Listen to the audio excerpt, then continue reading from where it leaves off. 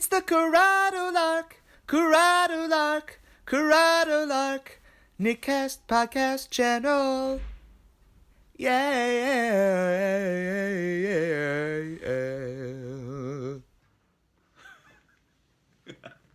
Teaching Timmy to knit. Boom. Hi y'all, welcome back to Teaching Timmy to Knit, episode Hello. 2, ribbing. Ooh, yeah. Because Timmy cast on 80 stitches. Timmy cast on 80 stitches. He did it, he did it, he did it, yay! Welcome back everyone. Thanks for joining us here, episode 2. And we're going to show Tim how to start his hat off now that he's done his cast on. That's right. 80 cast on stitches that I Did completed. that. Oh, my contact in my eye is really... Oh, I'm sorry. Okay. Let's do it. Okay. So, this is the next step, Tim. You ready? I think so. So, we're going to hold our knitting. Ooh, get to use the second needle this time. Yep, you do. So, this is your strand. You know, this is coming from the skein, the ball.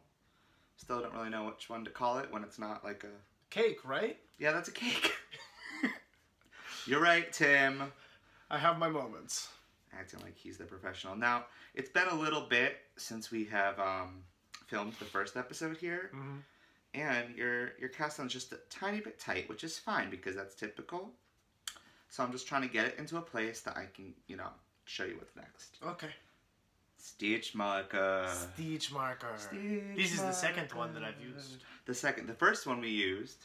We used it to mark where 50 was so that when I wanted to count the next 30 to 80, it was easier. It's true. It's a really great technique. I forget where I learned that one. I think it was the Grocery Girls, probably. Oh, well. Anyway.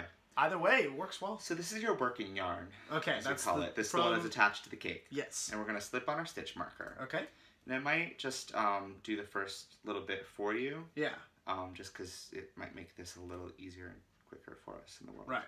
So we're taking the end that isn't attached to the long cord, right? Right. And we're going to knit into it.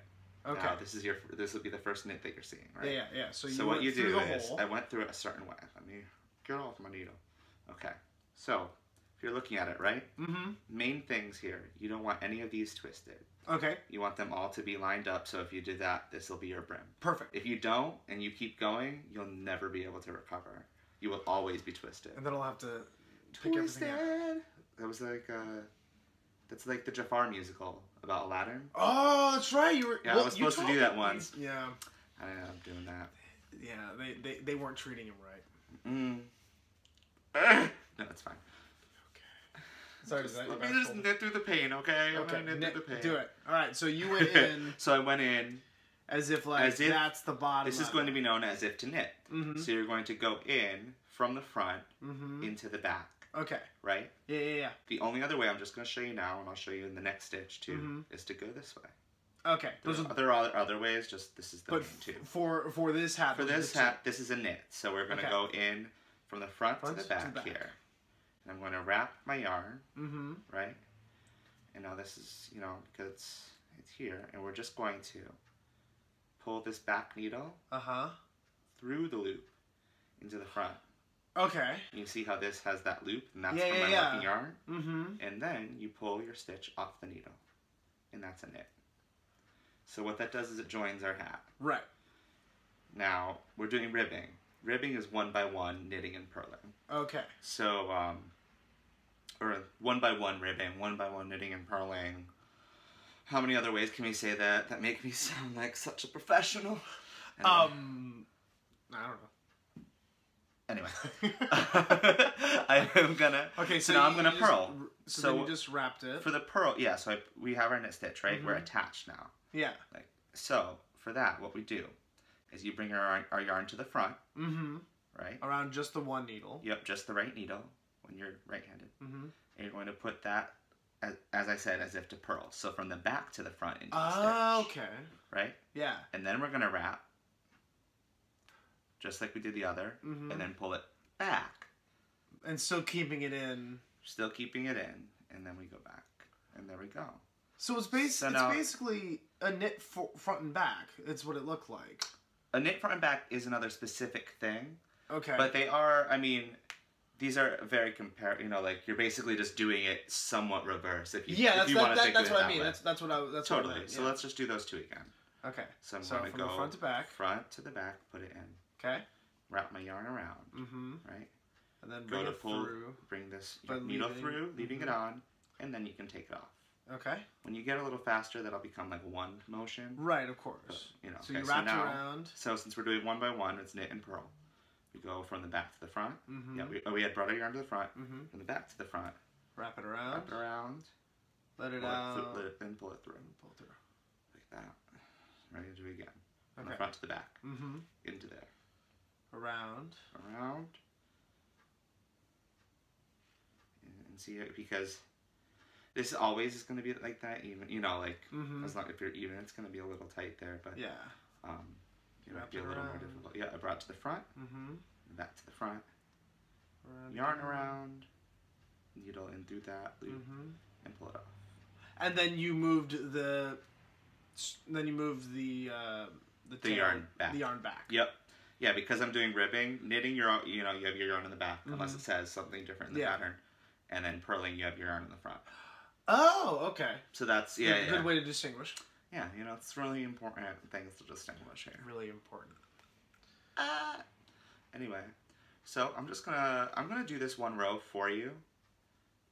Okay. Quickly. You know, I'll just like speed through it. Mm-hmm. Why don't you tell us about your first time on stage? Tim's an actor. I am. Yep.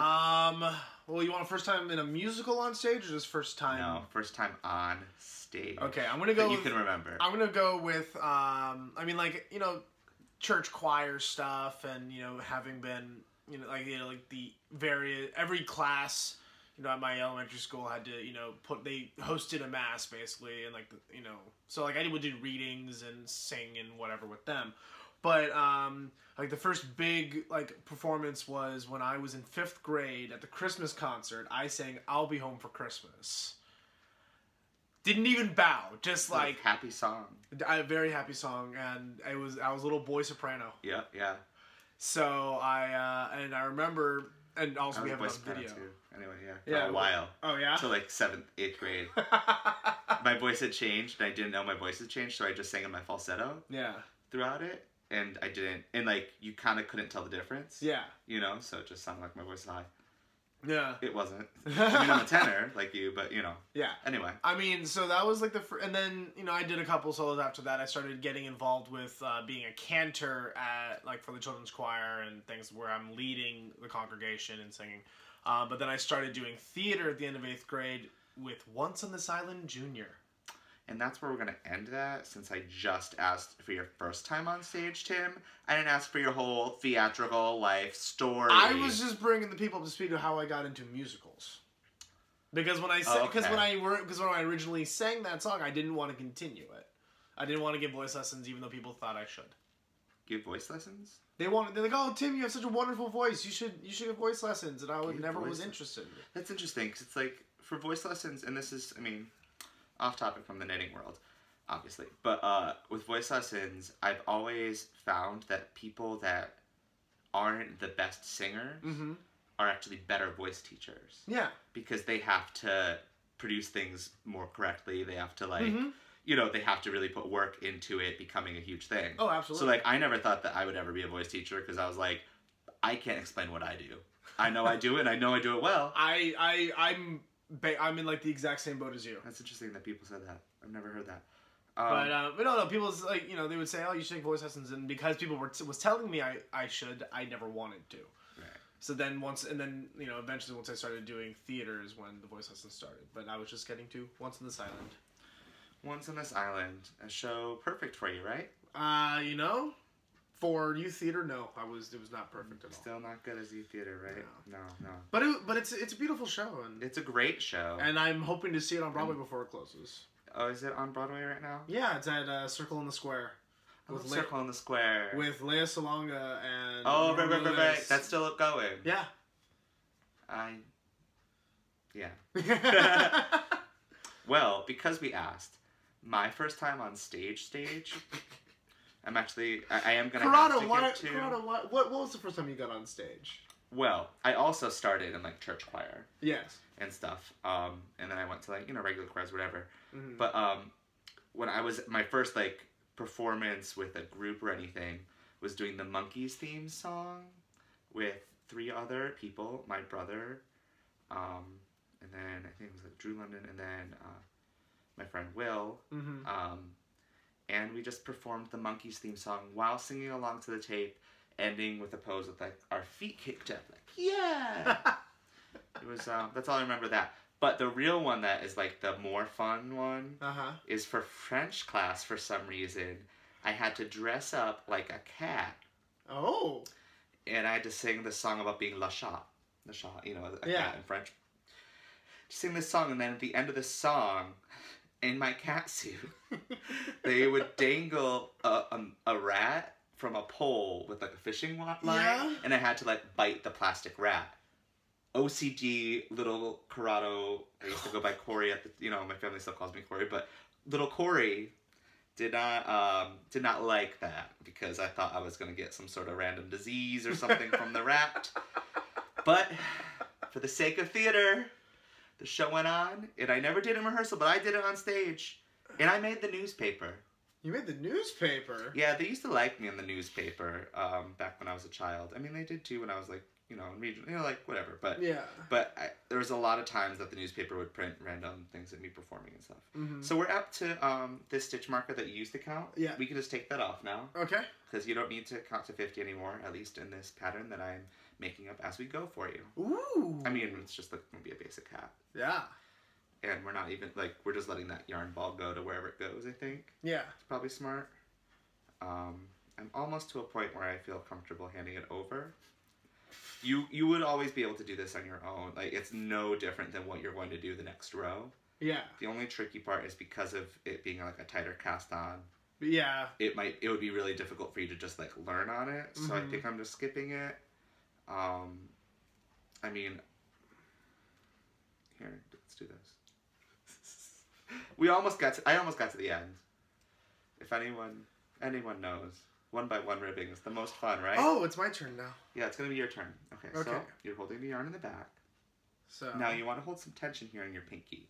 Or, you know, this is how I do it. Everyone kind of finds their own way. Yeah. But I find that, you know, you want to hold some tension so that you're not taut, but you're there, you know? Mm-hmm. And now, you know, bringing your yarn, you know, bring the knitting up to like the tip of the needles pretty much without them falling off. That's good. Okay. And now we're going to go from, that one. No, other one. Into there. Yeah. Okay. Is this what you wore on camera for me today, Tim? Continue. It is. It's been too long. We're not restarting the video. We're staying. There you go. Yeah. And then you pull it into the front. Yeah. See. Yeah. Right there. Yeah. See now what you want to do. Okay. Hold on. I just reverse it a little bit. So you want to make sure that you have some slack here, so that it makes it easier for you to do that. Okay. And that's what you do, and then you take it off. Oh, okay. You take the stitch off. No. I know. I'm just double checking where it came from. Yeah. Okay. Yeah. You're good. So take that off. And you want to slide everything. You know, when it's tight like that, right? Which is part of just because the cast on. Yeah. So many hands here. So many hands. You take that off, and what'll help is you bring this up, you know, closer, and you want to get it onto your needle, like actually fully on your needle here. Yeah. And then you'll pull it back up. It's kind of like something I do just to keep more even tension in the beginning. Yeah. Which is where definitely can be wonky. Okay. So I'm gonna go get my water, which is right behind camera. Wait. I know, you keep going. Okay, so now I've brought it to the front, and now I go back to front, right? You brought your yarn to the front? I brought the yarn to the front, right there. Yeah. So then, there. Yeah. Now, wait, go back out. Because you went into the yarn. You want to make sure you're going into the hole. If you go into the yarn or catch the yarn, what it actually is going to do is make your like structure less strong. Right. It would still probably work, but it's going to make it... Yeah. Nope. Other way, yeah. Like that? Yeah. Okay. There you go. And then... No. It's fine. You didn't lose anything. I just went back to where I brought it forward. Yeah. Okay, so. Back to front. Back to front. Yeah. There. Mm-hmm. You said... Now here you want to... I think what'll help you is going in a little more. Okay. A little more. There you go. Not all the way. But... Yeah. Okay. And then it's this... Nope. That way. Mm-hmm. And then now you... Nope. Nope. See that? What you just did? Yeah, yeah. It's all right. You got to go back under the needle. No, I know. No, let me see. Let me see. Okay. I know. Put the knitting down, Tim. I'm just going to get it back here.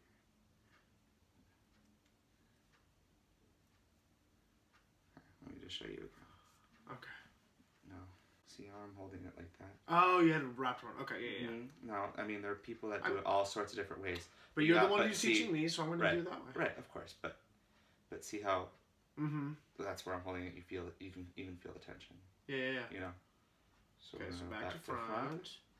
Bring it around like that. So that's this motion. You know. Yeah, yeah. And then see how I'm all the way down here. Mm-hmm. It helps me because then I can slide this. Like leaving that stitch there. Okay. Exactly, and then I can pull everything off. Okay. So I'm gonna just show you again, just because we're here. Yep. Front to back. Wrap. Pull off. Pull the yarn forward. And wrap. Pull off. Front to back. I'm gonna get to where you're gonna see how much easier it'll become once we're done with this cast on row. Okay. It'll be much easier. But don't be discouraged. If you've never done this, you could be very patient and do it. Mm-hmm. Like you would have gotten it right there, you know, if you spent enough time with it. Oh, that's a little speckle. Look at that. Look at that, Karen Cakes. And your speckles. Mm-hmm. Who knew? I think Karen Cakes knew. Karen, welcome to the stage, Karen Cakes. Karen, welcome to the stage, Karen Cakes. It's a good one. I don't do drag, but I got a name now. Karen Cakes. What would my drag name be? What do you think? Tim. I can't tell if that was you saying Tim as a warning I shouldn't be asking you this, or that should be my name. I don't know, it's the first thing that came to mind. I don't know. I'm not good at drag names. It's taken me this long to get Karen Cakes. Anyway, we're almost there. Almost there. Almost there. Do you know the song, Tim? No, I don't. Okay, I was wondering. Because that's a different key. It's a different melody. It's just different. It's okay, Tim. It's okay. We're gonna power through. We're gonna knit on. Okay, we're almost up to the marker that we put on at the beginning of all of this. So we got to the marker. Woo, we slipped marker. this, and we put it onto the other other needle. What happened here? Oh, I just got out over. I'm just gonna go a second. See how it's immediately gonna be much looser and easier for you. Okay. Okay. Great. Now. Okay, so you wrapped it around. Okay. We're in the back. So, we're in the back. You need to bring your yarn, you're working, yeah. A little bit. Front to back. Yep. Okay. Perfect. Wrap around. And then bring it... You're always wrapping that way. When you're knitting or purling, you're always, if you're throwing, which is what we're doing with you're always going to throw it in a counterclockwise motion. Okay. Oh, that'll be helpful. Okay, and so then I'm bringing it through here, just like that. Pull it down, and then pull it off. And that's kind of one motion. And then you wanna, make sure you're keeping your slack. So you pull it just a little, not crazy. Yeah. And then move it to the front. Yep. Okay. So now we go back to front. We do another wrap. A counterclockwise wrap. Ooh. And then counterclockwise wrap, which we then Yep, exactly. Like that? Like that. And then? You take it off and you make sure your tension's good. Now you're going to be able to do that without your fingers. Without my fingers. Right. Let me see here, because... Something looks weird? Yeah. No, it's just, you know, it's just tension, which you'll get once you get into motion. Yeah. It's the working the needles in and out of the baby yarn. blanket. What are you saying? It's the it's getting used to working the needles. Yeah. It is. It's just almost dropped my water. Oh, it is getting that would used not have to, been good. You would have know, cleaned that up. It's just water. It ain't vodka.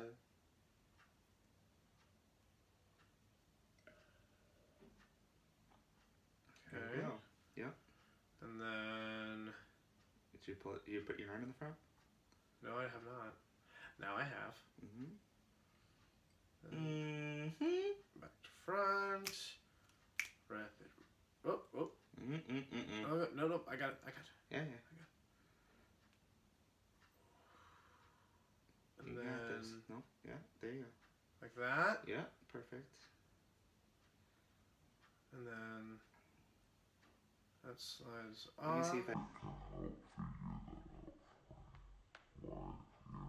Like, How to make it smoother. So I'm going in here. It's also coordination. You know, I've never done it before, so I'm getting used to it. Right. So just think of it this way.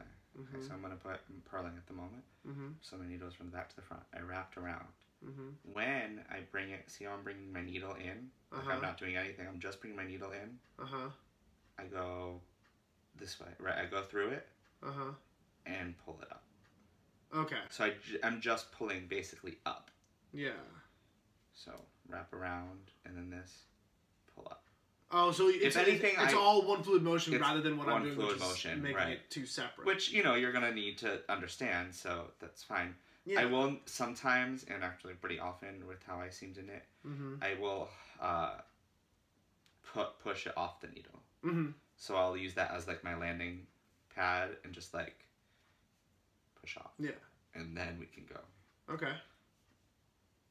Great.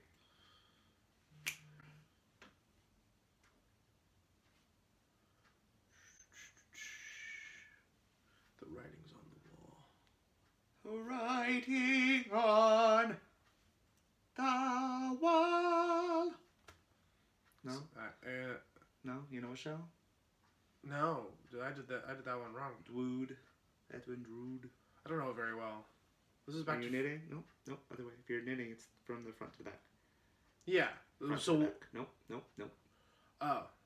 That? Yep. Okay. Have you not been doing that? I think you have. And then through... Nope. Yeah. There you go. Forward. Nope.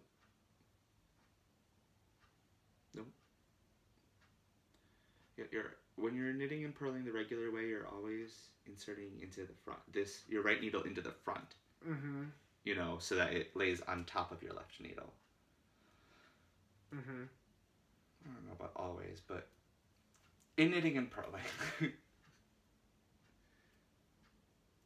There you go. Don't worry about speed at this point. You take your time. You're just getting a feel for it all.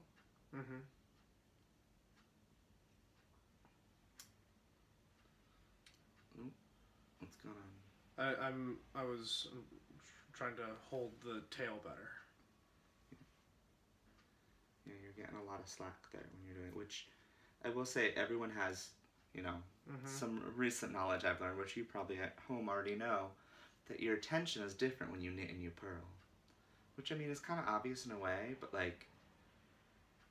Yeah, did I just do that one right? It's just interesting. Let me see. I just finished a knit. Hand it over, Tim. Just finished a knit. Yeah, very good. Okay, cool.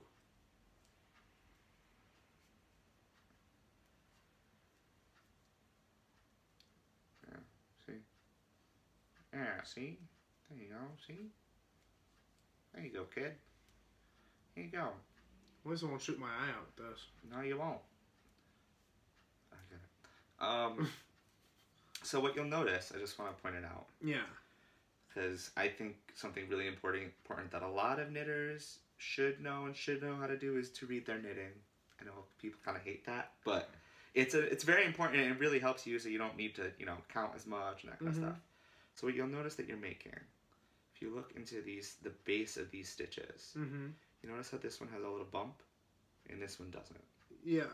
You see that? Like this one has like these two coming around it. It looks like it's coming out of two stripes, two bits of yarn. Yeah. And this one has this like wrap. That's a purl and that's a knit. Okay. I'm dropping water left and right. So like with this pattern, when you're doing 1x1 ribbing, like I know, I didn't know which one I was at, right? Yeah. So I look at the next one and I look, oh, there's no bump and there's a bump there. That means my next one's a knit. Oh, okay. Because you're just matching up the row before when you're doing the ribbing.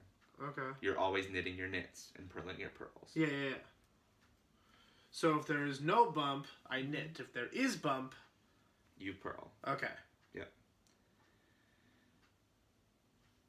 Yeah, there you go. Yeah, you want to bring it on. No, don't do that. So this is where... Hold, don't go crazy. Yeah.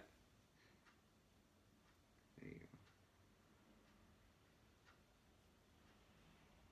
There you go. You're getting it. This will be more... Oh, other way.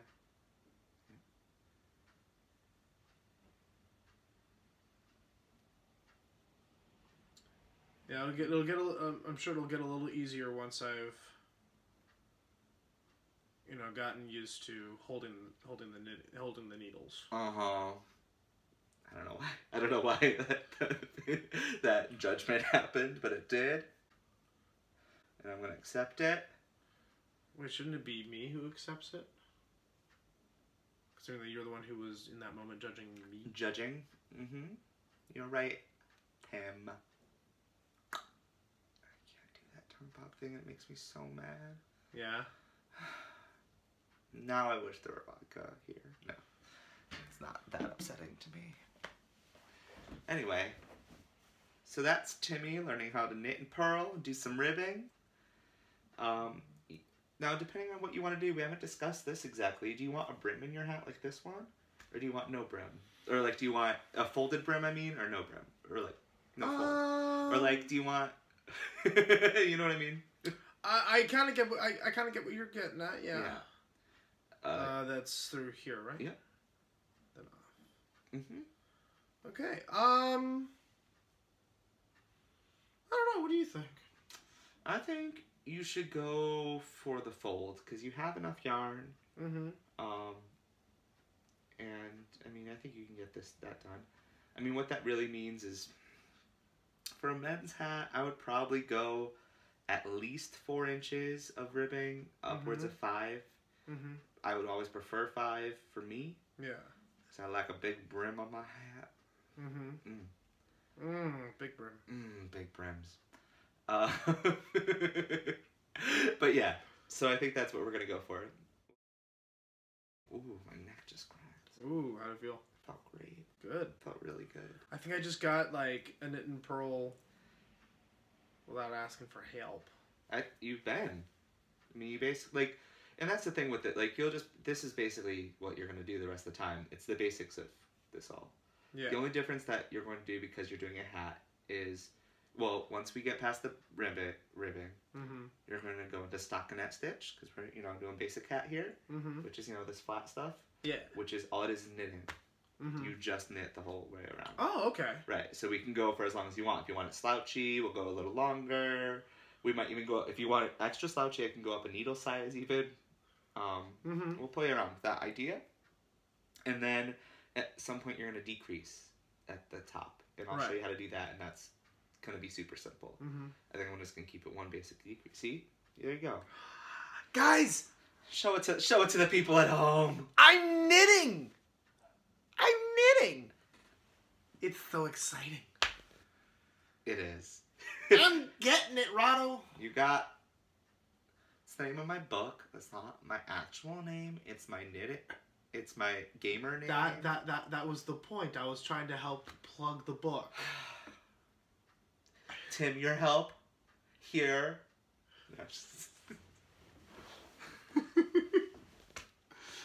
Oh, I looked good in that. Anyway, thank you for watching here Thank you. Teaching Timmy to Knit on the CorradoLark Knitcast podcast.